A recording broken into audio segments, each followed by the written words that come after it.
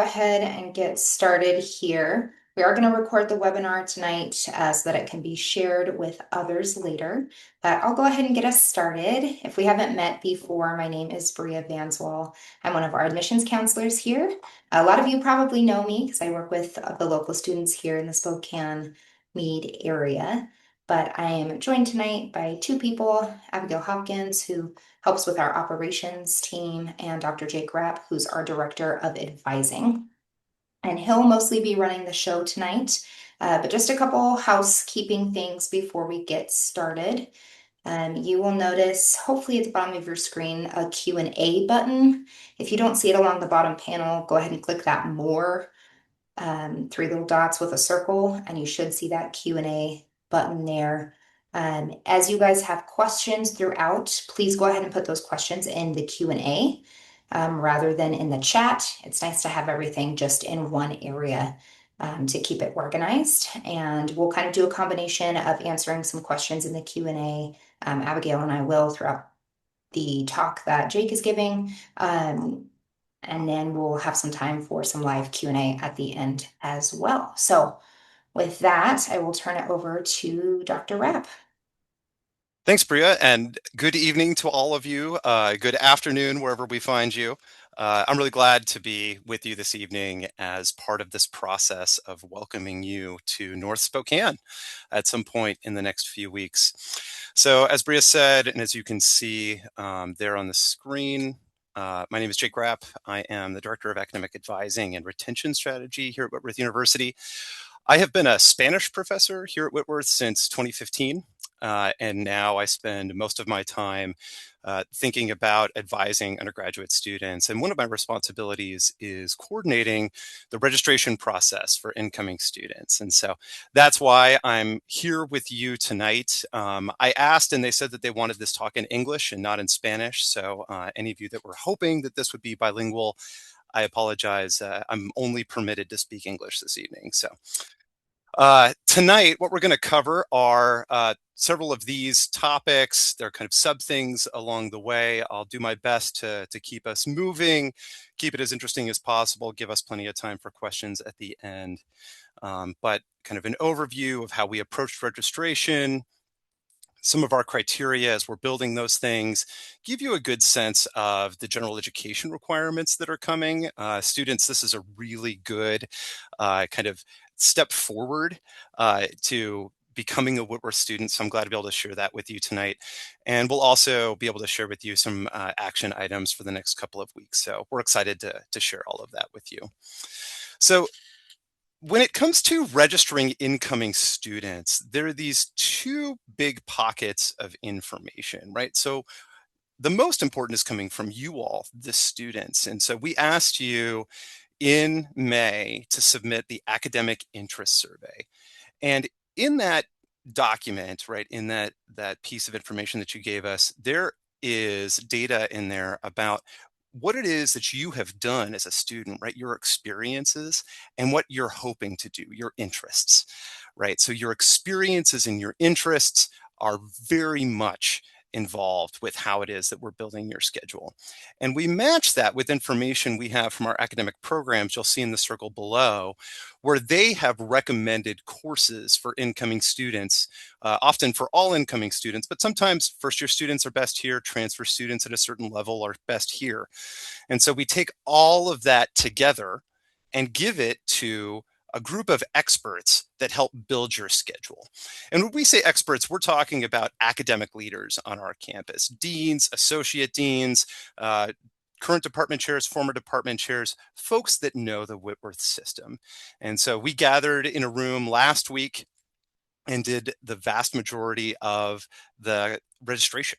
That's creating your schedules. And so that's the big picture process of what happened.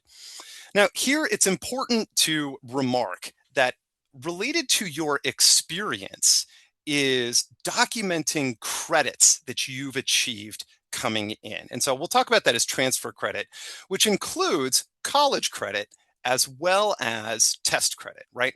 So we were able to work into our consideration of your class placement credits that you've received from colleges and that you've shared with us through official documentation. Additionally, AP scores were all reported at the beginning of July, and so we were able to work with those as well as we were building your schedules. I really want to draw your attention to the second bullet point here. This is a piece of information, guidance, advice, encouragement that you have seen repeatedly from the admissions office and which you will hear from your advisors once you arrive on campus. Whitworth needs to have documented all of your previous college level experience for you to get credit at Whitworth by the end of your first semester. So as we come up to December, we need to have all of that in because if those documents arrive in January or February, we can't add them to your Whitworth transcripts. You will hear about this again. You've heard about it before, but it's worth reminding you about now. So if you have any doubts about whether all of your official transcripts are in, this is a great time to write that down, to start to work on it so that all of that is taken care of by the time that courses start here for the fall. So the schedules that we built followed the criteria that you're going to see on the next two slides. Our goal was to make sure that you all had 12 credits of solid academic courses.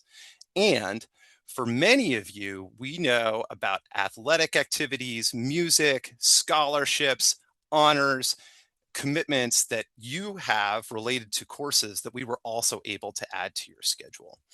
For the musicians in the crowd, not all of your music ensembles or credits, things that you're thinking about may be on your schedule, and that's totally fine. Lots of that is added in September as auditions take place once you arrive on campus. And so while many of the activity credits appear on your schedules, particularly for you musicians, that often gets sorted out during the first week of classes in September. So nothing to worry about if you're wondering about a music lab or an ensemble or something, that'll all get sorted out once you arrive here. So as I think about those 12 credits that we make sure that every student have, the advice that we're working with is we want students to have 4 solid classes, and they break out like this. First, everybody takes Introduction to a Flourishing Life. I'm going to talk about that in a minute, but know that that's something that everybody is taking. Then we want to make sure that everybody has a good course in your declared major where possible. Some majors really don't begin until the second year. And so for those majors, we were looking at making sure that we were covering general education requirements. So in addition to a solid major course, we certainly want you to be making progress in general education. That's point number 3 there. And then rounding it out, we're looking for either another course to support your major, particularly in the STEM fields. Do we need to combine biology with chemistry, make sure there's a solid math there, or we're looking for another shared curriculum course, or we're looking for a first course in a second major that's of interest to you. So there's a little more of a grab bag there, but certainly we are thinking about making sure that you are starting progress towards graduation requirements from the first semester. The added piece to that is that we were thinking about pairing or making small groups of courses with at least 2 of your courses. Sorry, I'm flipping courses and students around. Getting you in small groups of students across at least 2 courses so that you start to see some similar faces and can build working relationships with students in your courses, if not stronger friendships. And so when we talk about cohorts, what we were trying to do is say, okay, these students in a Flourishing Life course are also going to have one of the computer science courses together. And so that way you're starting to naturally make some connections really from the first week. And as it says there on that second point, right, we're trying to build intentionally connections and community there in the academic space alongside what's going to be happening in the residence halls, what's going to be happening on athletic teams, in the chapel, activities on campus. This is an essential part of what it means to be part of Whitworth. So this is something that we've built into the registration process as well. So, Flourishing Life. This is a question that we get from students all the time. What is this class and can I take it off my schedule? It's a required class for everybody. You can't take it off your schedule and it's going to be worth your time. So for incoming first year students, you will see either SC 101 or SC 101H for the honors students. We have a limited number of honors seats and we're able to use, I think there's approximately 70 of them. So we were able to fill 3 sections. And then for transfer students, you are registered in SC 302 or SC 302H. This makes it an upper division course that helps achieve some graduation requirements, as we'll probably touch on at another moment in this presentation. It's 3 credits, and for almost everybody will take place at the same time of the day. It's 11:45 on Monday, Wednesday, and Friday. We do that intentionally because we bring all of the sections together on a couple of occasions, and that allows us to do great things with guest speakers, with group activities outside, particularly in September and October when the weather is still really beautiful. So that's something that you can expect. The goals of the course may not be immediately apparent from the title, but as you'll see on that 3rd bullet point there, we are designing this course so that students can learn about and practice habits that promote physical, social, psychological, and spiritual flourishing. And what is flourishing? That's kind of a central question to the class. Like, what do you think a good life looks like? We present that question in the context of Whitworth's Christian liberal arts mission. And so reading from the syllabus for the course, which I will be teaching a section of in the fall, right? Our goal is to empower students to explore together the contours of a wise and meaningful life through ever deepening communion with God, one another, and creation. And so it's a combination of lectures, activities, processing. It's a really good course to prepare students to succeed in college life and life after graduation. And another thing is, I think it's a good class that can meet a student wherever they are, right? Based on your experience living independently or living at home, having a very rich, perhaps meditation or prayer life, or maybe being new to those kinds of things, we can generate inside of the class questions and conversations that allow everybody to be clear about kind of where they're at and to start to identify what are areas of interest or areas of growth that you're interested in and finding ways of meeting you there. So know that that's something that we believe in, which is why it's required in the first term. You can't drop it, you can't move it. And we think that it's essential to having you succeed at Whitworth and after graduation. So I've said a couple of times general education, and I want to introduce you to a term of art here in North Spokane, and that is the shared curriculum. When I meet with new faculty when they come into the university, I get to speak with them for about 15 minutes, and I tell them, you know, if you remember nothing else from the 15 minutes that I'm in front of you, other than general education is the shared curriculum, you've got enough. And that's something I want to share with you as well, is that like any number of schools that are similar to Whitworth out there in the United States, we have an expectation that all students will complete a certain sequence of classes or classes from multiple areas. And we've branded our general education program with the name shared curriculum. And that word shared is really important to the mission of what this thing is. So it's shared by all of the faculty, right? We believe that we all carry this to all students. And it's certainly shared as a responsibility among all students. And so seeing that as a commitment that we have together and to each other, I think gives a good sense of why general education matters as part of the overall Whitworth experience.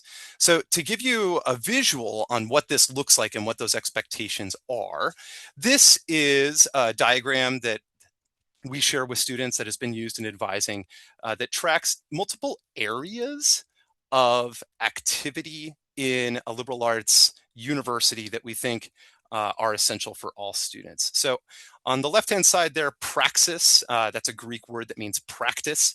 You'll see there habits of flourishing. Your Flourishing Life course is that requirement right there. Underneath it, habits of wellness, we expect all students to take at least one PE course while they're here. Many students take more. I think at least a third of the incoming students are athletes. You'll pick up PE credits as you go along there. And so know that physical movement is part of something that we want for all of you. In the second column there, culture.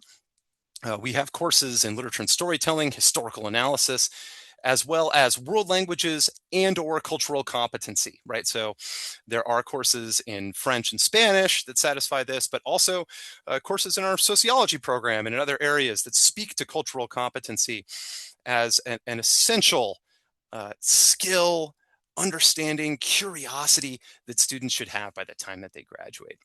There in the center, it's in the center not by accident, is the area of belief, right? This is the Christian dimension of Whitworth's liberal arts mission. We require all students to take a biblical literature course, as well as a second course in what we call faith, reason, and contemporary issues. Those courses are often embedded in the major at a high level, where students are thinking about the ethical dimensions of the study of chemistry or the practice of education in America today. And there are also a number of electives that speak into that area as well. So you can expect those things. The fourth column, expression, these are very practical skills, not just for the college classroom, but after graduation. Written communication, communication context, you'll find a lot of speaking courses there, as well as the ability to either create or interpret the fine arts. The final column, science, we need all students to have certain numeracy skills that they're going to pick up either in a math class or a natural science course, as well as a solid social science.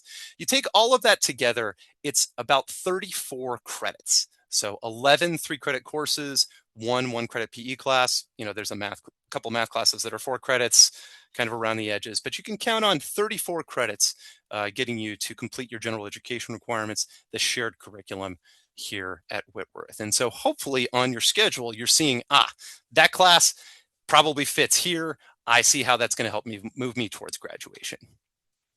So what's next, right? You got a schedule released to you on Monday, started to take a look at it, signed up for a webinar here on July 30th. Now we're looking towards the start of the term, right? So your declared major has assigned you an advisor, and that advisor will become visible to you on Monday, August 31st. This is the Monday of the week before we get to the week of classes, right? So in addition to knowing when your advisor goes live, then we have already set up the moment where you are in your best position to speak with your advisor. And that's what we call Advising Tuesday. So it's the Tuesday before classes begin. Classes begin September the 9th. And so September the 8th is Advising Tuesday. On that day, there are 2 parts. In the morning, you'll have the chance to go to large group meetings with your major and with a second major of interest, a second area of interest. If you don't have one, you can just pick one and say, oh, I hadn't thought about, going to study anthropology. And so you can just tag along, go to that 50-minute informational meeting for a big group. And then in the afternoon, you will have an individual advising appointment with your advisor who will sit down, take a look at your fall schedule, make sure you're in good shape. Any questions that you have, concerns, they can address right there. Say, oh, okay, we can work on this right now. You can come talk to me on Thursday. Oh, I hear what you're saying. Really, that's not something we're going to work on right now, but maybe in 2 weeks, as we start to think forward to kind of catching up on how the start of the term is going, that's when we'll address that. Those individual advising meetings are already getting organized for you on September the 8th.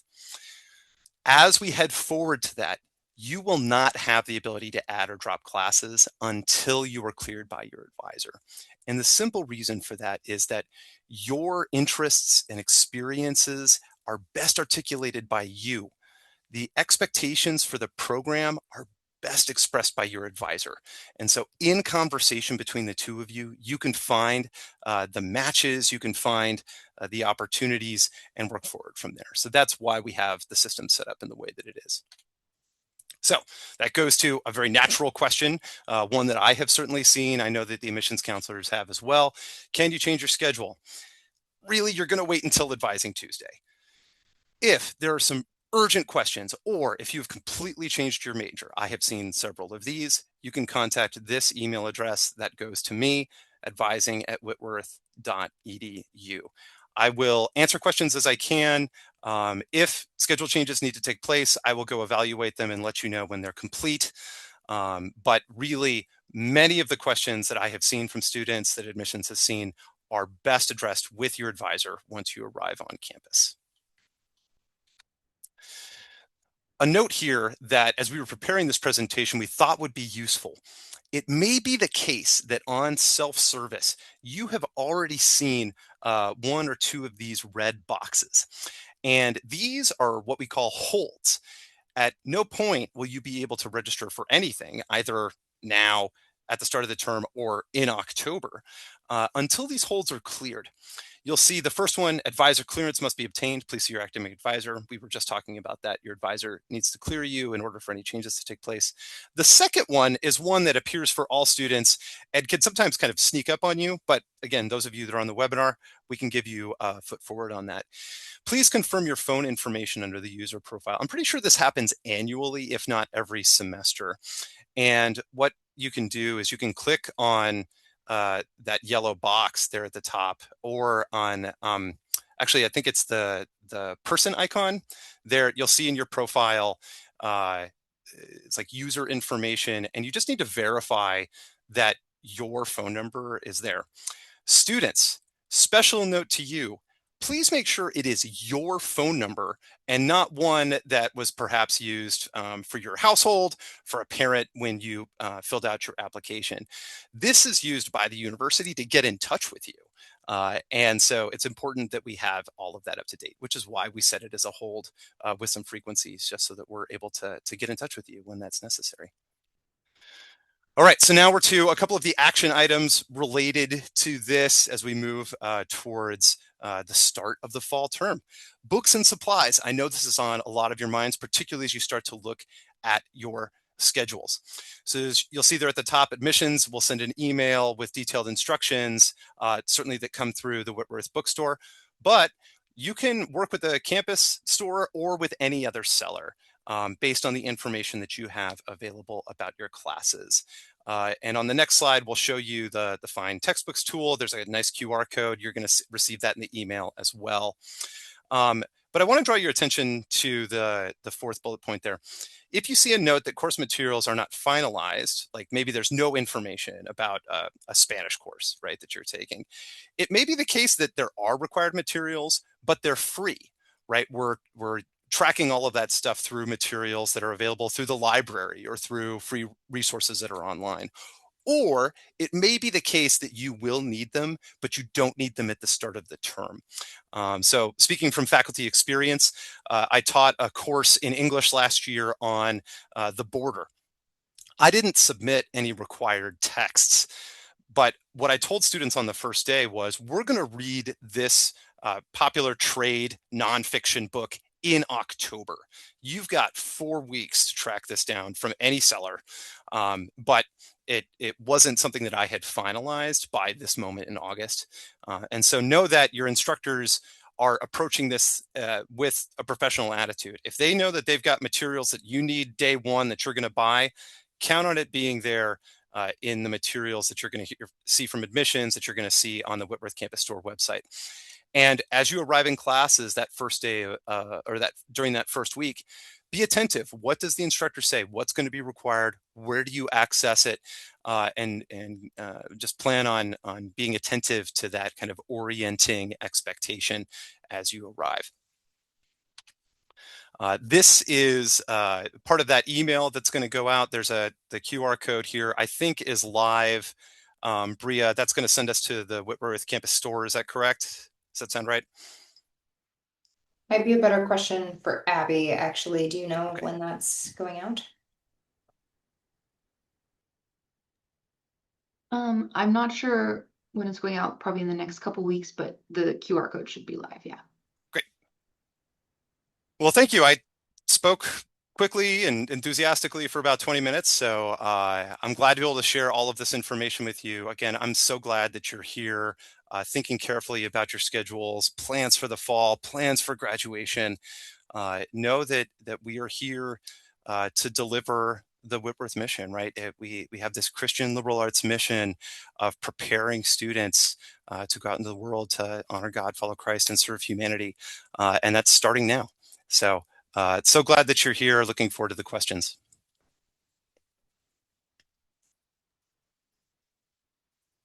Yeah, the first one, Jake, could you speak to who are the professors for Intro to Flourishing Life and how are those assigned?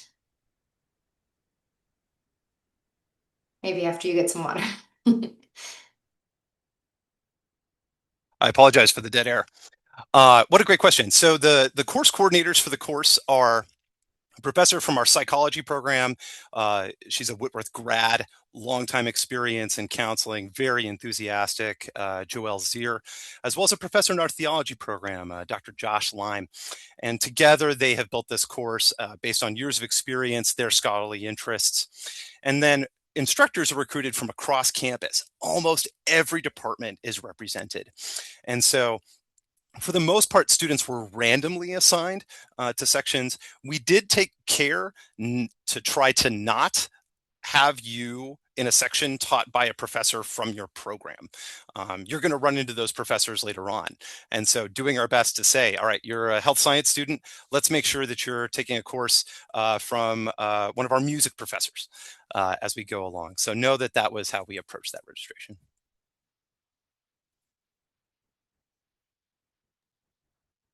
Another question is about, well, we have a couple in this vein.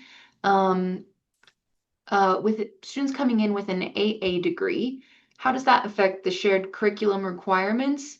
And is it going to be hard to make up credits if they're maybe coming in a little behind? What a great question. So to the first question, AA degrees that come in, by and large, are all treated in the same way. You've completed the shared curriculum with 3 exceptions. So Flourishing Life, Biblical Literature, and Faith, Reason, and Contemporary Issues. Those are the 3 outstanding classes. But all of the other shared curriculums are met either directly by your courses or by achieving an AA. What was the second part of the question? Yeah.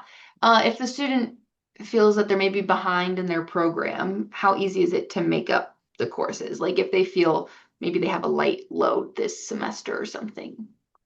Yeah, so the question about light load, I anticipated that. So again, we program schedules so that everybody's got at least 12 credits, and that gets everybody off and running at a good clip. If you feel like you're in a position to take on an additional course, that's a great question to bring up with your advisor right before classes start. And they'll be in a good position to say, oh, okay, well, the summer reg team was thinking about things this way, but maybe there's a seat over here. Or, I get that you're planning on that, but actually 12 credits is a great place to start as you're moving into a new community. But we'll look at these opportunities that I know are out there on the horizon. So the advisors are in the best position to answer that question related to your major goals. And they all know the shared curriculum inside and out. So they're really in the best position. But know that if you're asking that question, you're not alone, right? We want you to have a very clear sense of what your graduation plan is. And as you express that to your advisor, they'll be able to give you the appropriate guidance on getting there or calibrating your expectations to fit how the program is structured.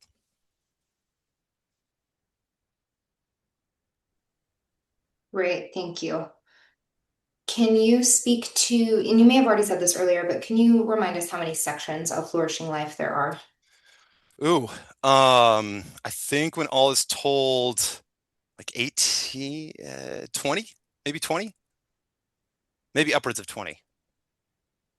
Okay. Yeah. Great.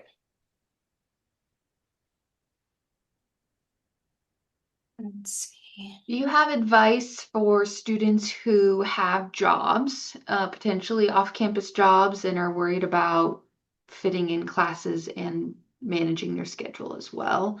Are they able to make those changes in their schedule if need be? At this point, changing the schedules to work with a job schedule is really something that you're going to need to do once you arrive on campus. There's only so much we can do to accommodate some of those requests that we did see as we got the academic interest surveys back. But given the structure of Whitworth as a residential liberal arts college that teaches classes routinely Monday, Wednesday, Friday, Tuesday, Thursday in a certain kind of schedule, there's only so much we can do. And so know that if you shared that information, it was taken seriously. But I think the best advice that I have is now you have a sense of your schedule. You've got a month to go to your employer, talk about what's possible. And then if you have a certain set of questions or ideas in place as you prepare to speak with your advisor on Advising Tuesday, that'll just set you up to have a really good conversation then. If a student has multiple waitlisted courses on their schedule, when will they know for sure if they've been admitted and enrolled in those courses or not? Hmm. To the best of my knowledge, we did our best not to use wait lists during the summer registration process. That might be a good question to address to advising at whitworth.edu, so I can take a look at it.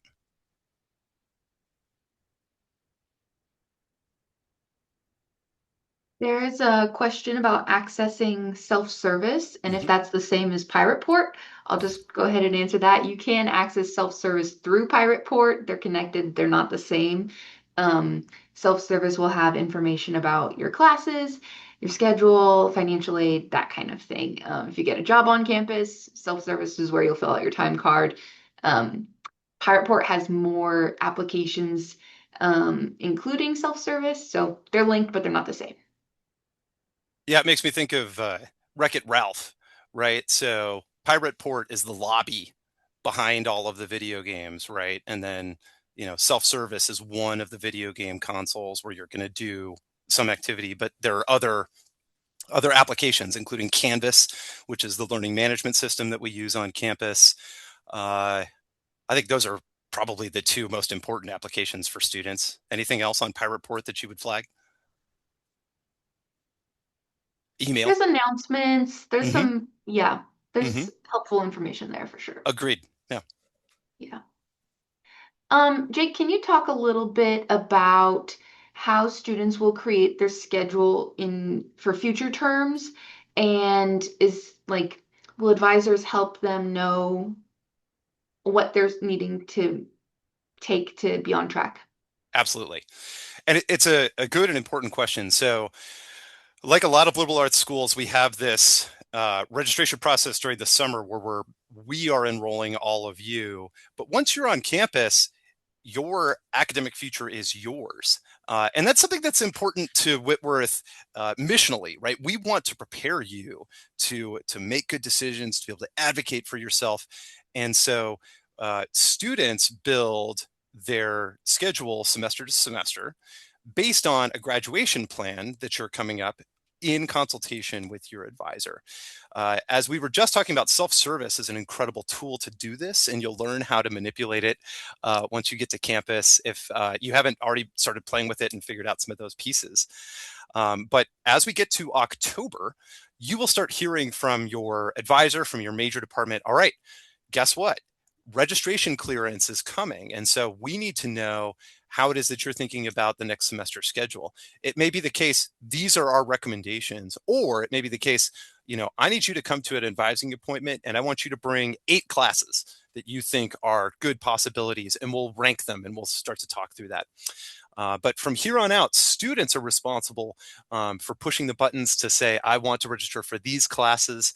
And that also happens on a specified timeline based on the number of credits that you've achieved. So the students with the most credits are the ones that register first, and the students with the least credits are the ones that register last. And that process takes place registering for Jan term and spring in November.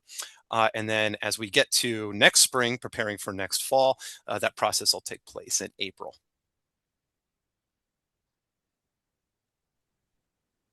Jake, for students that are meeting with their advisors on that Advising Tuesday, do you Mhm. anticipate that a lot of the classes will be full and won't allow for much movement? Or can you speak to that worry that some students might have that there won't be a lot of movement available? Well, that's the moment of movement, right? The classes are full. At this point in time in registration for the summer, now that we've got all of the students registered, and we'll be at a similar place in December when all of the students have registered for Jan term and spring, and that puts us in a good spot. We know that the courses that we're offering have interest. They're helping students achieve their graduation goals. But that moment there on Advising Tuesday is really a good moment to say, all right, this is what I'm thinking. I want to know what's available, and you'll know in real time what's going to be possible. And that's really the best time to make that evaluation.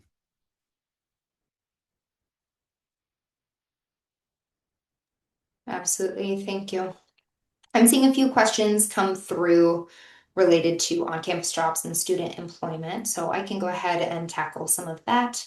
Um, so for on-campus jobs, the more information about that will be sent out near the end of August, and the hiring process for that will start the first week of classes. So students, if you're wondering what can I be doing right now, I definitely recommend making sure that you have a resume and kind of a general cover letter ready to go. And maybe think of a couple people that would be willing to submit a letter of recommendation for you or provide their phone number so that they could provide a reference for you.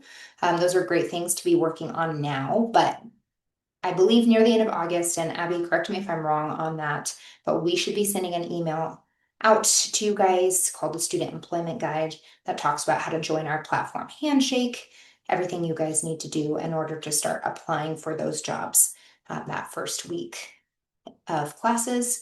And then the supervisor behind those jobs will work with you guys around your class schedule because everyone recognizes that you are students first and those classes come first. So they work with you to figure out available hours and how to match that up with what the job needs.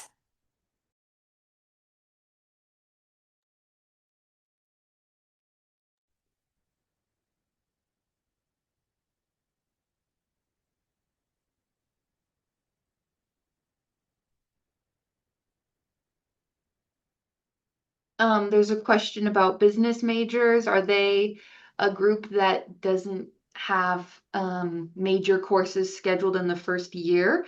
And yes, generally business students do start taking their courses their sophomore year. Jake, I don't know if you have anything else you want to add to that, but Yeah, yes, that's yeah, one of the groups. that is one of the majors that is absolutely achievable if you start to complete the business core courses in the second year. And all of the advisors over there are just really, really dedicated folks that'll work with you as you go along. And having, again, that business advisor, even if you don't see a business class on your record right now, and you may see Computer Science 125, Business Information Systems, a fair number of students were placed into that course. So that's a good entry into more advanced work there as well. But having an advisor in the business school from the jump, again, should give you the confidence of, oh, okay, this is how this works as we go along. So know that you're going to be in a good position. Another question, for students who are maybe in honors classes but not wanting to participate in the honors program, or were not thinking that they were planning on that, is that going to be Mhm. okay? Absolutely. Whitworth's honors program is very open as students move in and move out. I know that a fair number of students are going to find their way into a special course that's going to be offered here this fall, a one-credit course that's called the Dean's Seminar. It's going to be dedicated to discussions of the 250 year anniversary of the United States of America, particularly related to the Declaration of Independence. And so we did our best to place students who were interested in honors, but didn't have another honors course there. We found it to be a good course to help students get to 12 credits. And we think it's going to be of interest to everybody.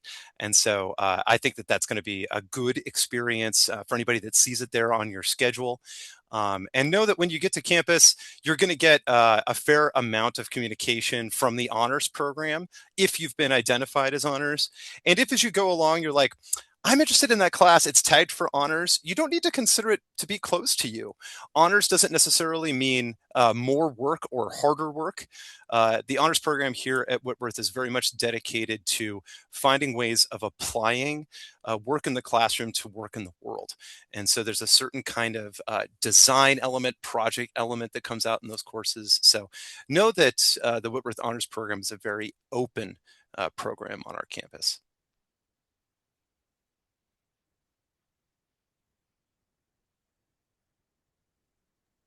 I have There's a another question honors. about, oh, sorry. You're Go ahead. good. We have another honors related questions that I thought I'd tack onto that. So if we have a student who is honors, should they expect that all of their classes should be blocks of honors classes, or might they have a mix of some that are honors and some that are not? The mix is what we see with students at Whitworth. And once you arrive, you're going to hear from Dr. Bert Emerson, the director of the George F. Whitworth Honors Program, and he'll lay out for you different trajectories that students have taken through the honors program. But unlike some schools, we don't have kind of a separate block for honors. And you'll see that in some places, and it works for them. But at Whitworth, we have this kind of more open structure. And so a mix of courses, 1H, 2Hs puts you in a good spot.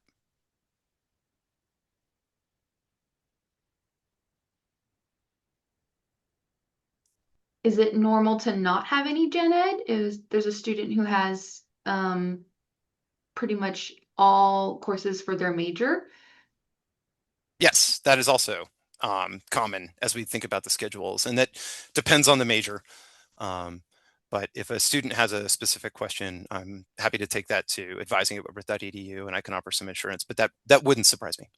Yeah, I would say that's more common for STEM students when there's, the what's that called?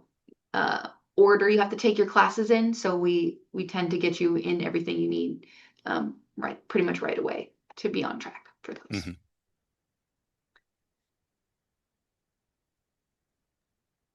See a question about textbooks and whether we recommend buying those ahead of time before arriving on campus.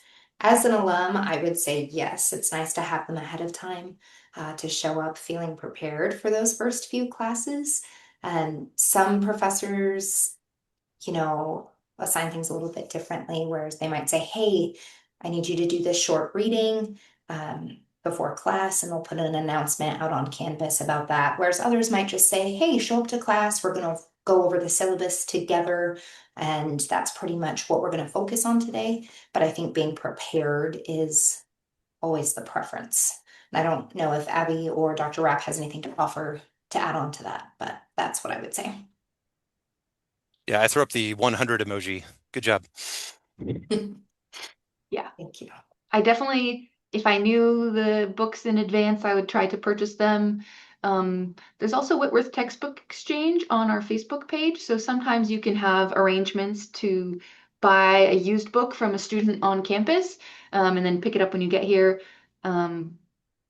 I did find that I bought books later and later as I progressed through my schooling.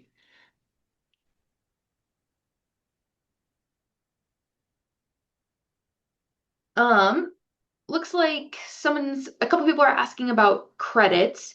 If someone has 11 credits, it's possible that you maybe have something like a music scholarship or something you'll be auditioning for when you arrive in the fall. And there are times when we've left space open in your schedule to be able to add those classes.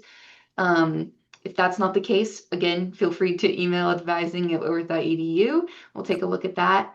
And then our cap for full-time is 16 credits. And that does include elective courses as well. There are some courses where you can overload without having a fee for that. But yeah, 16 is typically what you're looking at as your cap. Yeah, and I know we're coming up against it. You just used the word elective, Abby, and that jogged my memory for something that I thought would come up and hasn't before now. Students know that electives are going to be part of your graduation requirements. And it doesn't look that way, right? There isn't a section that says electives. But in order to graduate with a Whitworth bachelor's degree, you need 126 credits. You need to complete the shared curriculum. You need a major. You need to do all of those things, with a good enough GPA, doing things in residency and these pieces. But the bit about kind of completing a major in the shared curriculum, the average major at Whitworth is 50 credits. The shared curriculum, as I discussed earlier, is 34.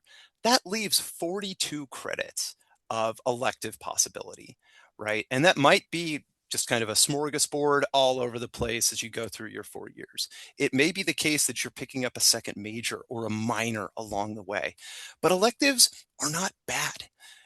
And so know that you can approach those with the intent that they're offered of this is a serious opportunity to try something new, often at the 100 level, right? Or, you're going to get a chance to focus on one topic for, 13 weeks in a fall. When are you going to get a chance to do that again? So electives are part of your Whitworth education, even if they're not slotted specifically into a place, they're getting you towards the 126 credits that you need to graduate. Maybe kind of related to that, do we offer summer classes, and can you talk about what that process looks like? There is some summer course offerings for undergraduate students, and sometimes they happen like in the month of May. We have specific courses that run for 3 weeks, very similar to our Jan term, as well as some undergraduate courses that are offered during the summer. As students register in the spring, or for the spring, it's as students register for the spring. So in the fall, that's when our summer courses are also available. And so advisors will draw attention to those for students in those programs. They are not offered in all programs. And so those are very specific for just a couple of the majors that we offer on campus.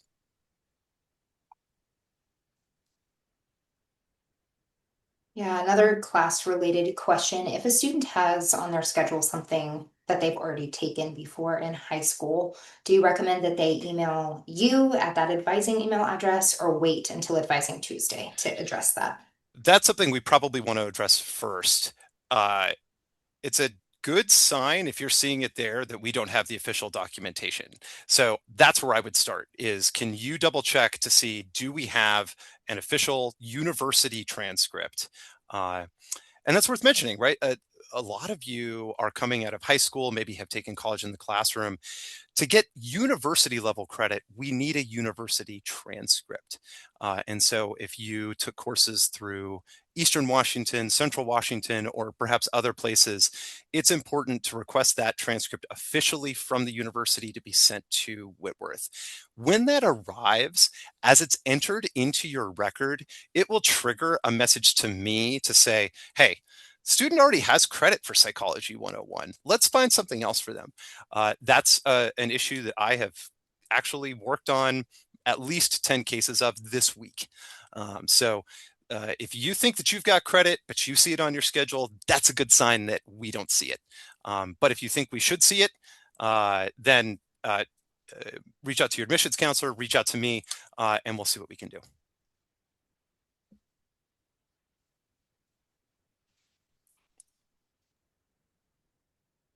I see some questions about specific classes and how they transferred. For this type of question, email that advising@whitworth.edu. That's going to be a good first point of contact to see, to look at that. Yeah, and compare to your schedule. Another question about Jan term, whether or not students, like most students, take it. And yes, the vast majority of our students do take Jan term. It's a great deal. And it's a great way to get some classes knocked out in a short period of time. And it's really fun. There's a lot of fun classes offered during that time. Yeah, students, I really hope you see Jan term as being an asset to your Whitworth experience. As a professor that's done a couple of different things in Jan term, I've traveled abroad with students, both inside of the US and outside of the US. I've offered like an advanced course in my major, Spanish conversation. I also have taught a really good gen ed course, multicultural American film, that we taught on campus. And so like there are great courses to take in Jan term, as well as the campus culture in January, right? You're intensely taking a course for 3 hours a day. You're here with your friends, you do a little bit of homework, but there are great opportunities to build community. If you've got a campus job, carrying that forward, those kinds of things. So my strong encouragement to you as you come in is you commit. I'm going to take a Jan term. I'm going to make use of this. As Abby just indicated, it's a great deal in terms of acquiring credits. So a high recommend from this professor.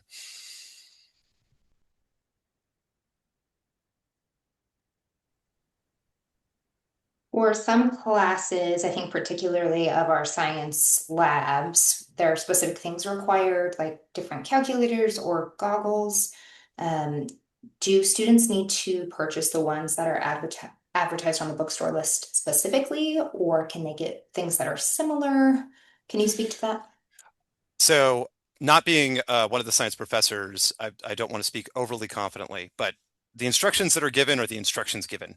And so I would either follow them or wait, or if you've got a specific question, uh, either send it to your admissions counselor.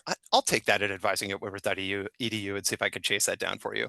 But I think those professors have given as clear instructions as they can for a reason. And correct me if I'm wrong, but oftentimes their email is also, you can find that in the course description. And sometimes, professors are around a couple weeks before the start of classes. And if you shoot them an email about that, that's something they'd be able to answer as well. True. And even if it's not on that list, if you search that professor just on the Whitworth website, you will probably be able to find their email. They all kind of follow similar conventions anyway, so you can probably track that down if needed pretty easily. I remember since I just graduated from Whitworth in 2023, like on the calculator side of things, the ones that math professors prescribe are the ones that you have to have, and they say that particular calculator for particular reasons. So definitely that for sure. The goggles, you may have a little bit more wiggle room. I would talk to the professor about that, but calculators for sure, you want to get what they're listing. And know that kind of the acquisition of materials is part of your welcome to the community as well. There are great activities where I think it's in our chemistry department where they like tie dye uh, some of their lab coats and things. So there are great points of entry to the Whitworth community through this process as well. Looks like things are slowing down. I see a couple more questions we'll want to answer. Um, this is a question I actually don't know the answer to, so I'm hoping you do, Jake. Uh, do you know why some of the schedule has red boxes and some have green boxes? The guess is one is first semester and one is second semester? I don't know what screen they're talking about, so I can't Okay. help. That may be a screenshot. Send it to your admissions counselor and we can take a look. But that's a fun one. Yeah, And that's good. then, can you explain what some of the PE classes are and what they look like? You mentioned that everyone needs to take one, and we have some curiosity there. Yeah, some of them are kind of clearly aligned with sports. Tennis and volleyball are popular ones. We have several in our pool. Whitworth has a pool. So there's a indoor boarding. There's a kind of like water calisthenics that's pretty popular. Yoga. We have a dance program. And so you'll see courses crossed between theater, where dance lives kind of on the academic side, and PE courses as well. So ballet and musical theater dance are being offered here in the fall. I know hip hop has been offered in the past. So those kinds of things are out there as well.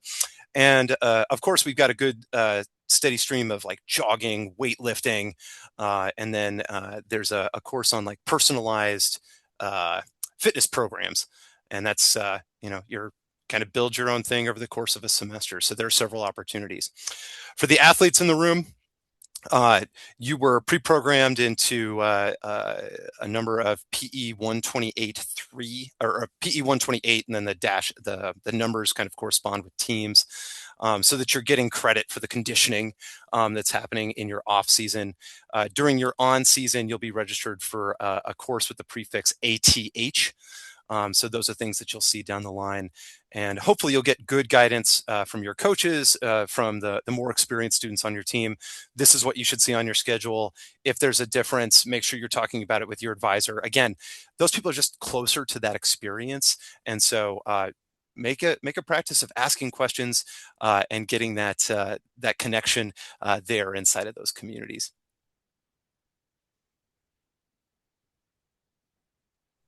Great.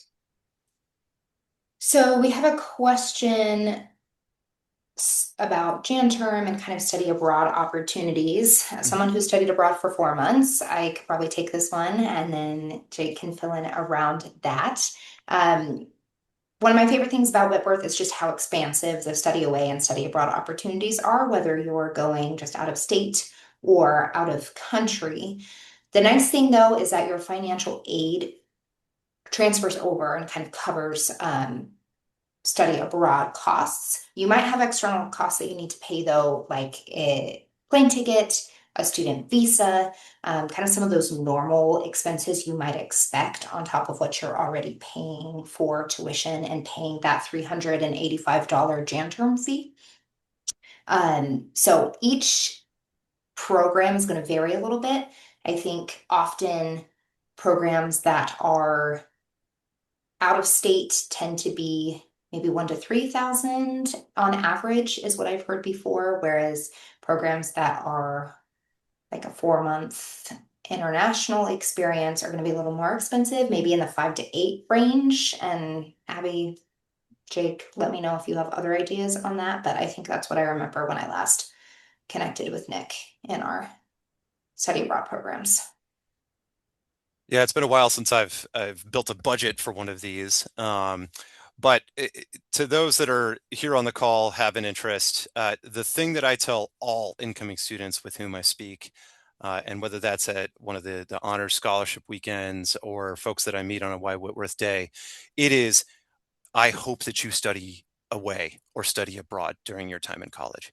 It is one of the most transformative things that can happen for you in the shortest amount of time with a very reasonable investment in this stage of life where you find yourselves. And so if you can plan on building that into your program somewhere, just my highest encouragement to make that happen. All right, I think we've made it through all of our questions in the Q&A, and it's just about 6, so we made great time. Thank you all for joining us tonight, and a special thanks to Dr. Rapp for walking us through all of the many questions that come with course schedules and all things academic. If there are any other questions that you guys have, please email admissions@whitworth.edu so we can connect with you from an admission standpoint. Or if you have some of those more specific questions where we asked you to email advising@whitworth.edu, that's a great place for those course specific questions. So thanks everybody. We'll get the link out soon if you need to rewatch this. Have a great night. Thank you. Adios.